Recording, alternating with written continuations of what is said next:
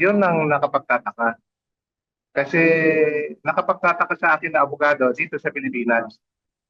Kasi hindi ganun yung prosesong legal at judicial process dito sa Pilipinas. Na meron sila mga tinatawag na uh, application to be witnesses. Kaya napakamot ako sa ulo. Sabi ko, wala pa pala silang testigo o kung meron man, kulang na kulang. Napaisip ako doon sa 30,000 killings na sinabi ng Rappler. Saan ba yun? Pakay o yung purpose. Why they posted that in their official Facebook page. Kasi nga, naghahanap pa sila ng testigo hanggang ngayon. Hmm. It would appear to be that way. Kasi kung meron na nga silang mga testigo, kasi nga, nag-file na sila ng kaso, on the basis of which the court issued a warrant, edi ituloy na nila yung kaso based on what they already had and based on what they already filed with the ICC. Yun ang nakapagtataka na hanggang ngayon, naghahanap pa ng testigo. Anong comment nyo dito sa bagong hakbang ng International Criminal Court or ICC? They're like, ano sir, no? Crowdsourcing witnesses on Facebook. Anong masasabi niyo, sir?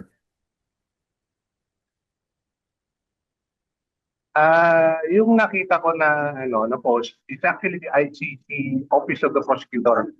So hindi mismo yung korte but the Office of the Prosecutor. Who or which office until now after more than 2 years na i-file yung kaso are still looking for witnesses. Yun ang nakapagtataka. Kasi nakapagtataka sa akin na abogado dito sa Pilipinas. Kasi hindi ganun yung prosesong legal at judicial process dito sa Pilipinas. Kasi pag example man lang, kung merong isang krimen na nangyari, meron yung tinatawag na case build-up. The law enforcement will come in, they will investigate the case, and then if they find that there is that the incident or the crime was actually committed, and they will be able to pinpoint the probable perpetrators, then they will bring the perpetrators to the prosecutor's office. Magsasampa sila ng kaso. And eventually, if they find probable cause, may kaso may file sa korte. Ibig sabihin, yung may file sa korte na kaso against yung taong pinailan na kaso, yung kaso niya would only be based on what was already built up by the police and by the prosecutor. Kasi yung sa trabaho ng police, factual. Ibig sabihin, maghahanap sila ng ebidensya. Ang trabaho ng prosecutor, they will appreciate yung facts, yung evidence, if it can withstand the case that they will file. Okay? Now, that being the case, once that is filed, yun na yung mga ebidensya na gagamitin ng prosecutor to advance and prosecute the accused. Dito, sa ICC, iba. Nag-file sila ng kaso based on yung Office of the Prosecutor, nag-file ng kaso sa ICC, ibig sabihin sa korte, based on some allegations. Allegations of extrajudicial, so-called extrajudicial killing during the time when he was mayor and then later on was president. Naifile yan. And in fact, according to them, may warrant of arrest. And that's the reason why that was the basis of, although wrongly implemented, that was the basis of General Torre and his team to arrest and bring the former president to the Hague. Kung ganun man na meron na silang kaso, yung kung ano man yung ebidensya nila na na-file na sa korte, yun na yung gagamitin nila Tama. sa korte. Kaya itong mga post na ito, nakapagtataka. In fact, I saw an earlier post last month na meron sila mga tinatawag na application to be witnesses. Kaya napakamot ako sa ulo.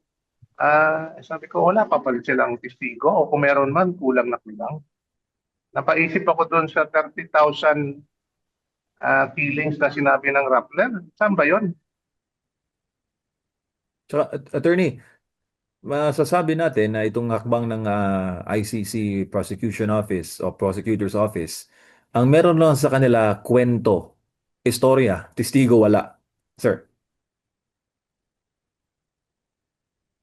Uh, it would appear that way kung yun ang pakay o yung purpose why they posted that in their official Facebook page.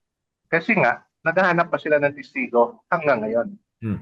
It would appear to be that way. Kasi kung meron na nga silang mga testigo, kasi nga, nag-file na sila ng kaso, on the basis of which the court issued a warrant, edi, ituloy na nila yung kaso based on what they already had and based on what they already filed with the ICC. Yun ang nakapagtataka na hanggang ngayon, naghahanap pa ng testigo.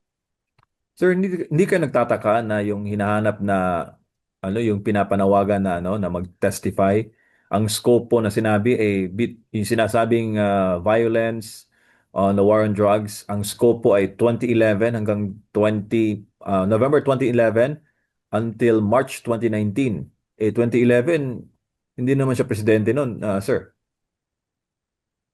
Opo, yung initial list kasi ng mga aligasyon doon sa warrant, lumalabas na mayroong mga allegation doon of alleged extrajudicial killing while he was still mayor. Hmm. And then there were also allegations when he was president. So I would like to believe that it would span about 9 years. But despite that, yun nga, over the lapse of so many years now, and with the alleged tens of thousands of incidents, bakit walang puwipresenta at wala pa rin silang makitang testigo. Sir, in the light of these So, yun lang po ang nakikita ko rito na opo. Sir, in the light of these recent developments, anong mensahe po ninyo sa Opo. mga suporta ni former President Duterte to the family and sa lahat ng sambayan ng Pilipino na hayagan po binabash itong naging hakbang na ito ng ICC Prosecutor's Office, no? At sinasabi talaga ng netizens na wala pala kayong testigo, wala pala kayong ebidensya maharap, dapat pauwi na ang former president sa Pilipinas. Sir. I'd like to put that in context, ano, bago ako manawagan. Unang-una, nakita natin na walang basihan. At sinasabi niya na rin, siya mismo, dalawang bagay ang sinabi ni former President Rodrigo Duterte. Una, he has assumed full legal responsibility kung ano yung ginawa niya, yung panunungkulan niya as president to address drugs and peace and order problem in our country. Maraming natuwa. Okay.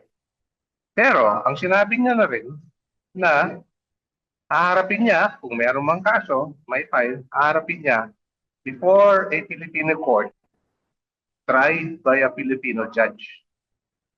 So, hindi na ay inaatrasan yan. Sige po. Okay na yan? Sir, ano lang, public apela sa publiko. Hindi, I thought okay na yung sinabi ko. My appeal to the public is to continue praying for the former president and to continue to support him hanggang sa dulo. Kasi alam natin na ito yung presidente na kahit na umalis na sa katungkulan bilang presidente ng Pilipinas, malakas pa rin ang suporta, malakas ang kumpiyansa. The trust rating of the president even after he left office is still very high among Filipinos, which just confirm na kung ano yung mga ginawa niya as president, may malaking suporta ng galing mismo sa taong bayan. So, we can do no less but to pray and continue to support the former president that one day, hopefully sooner, he would be back home in the country, alive, and among the hugs and embrace of his many supporters here in the Philippines.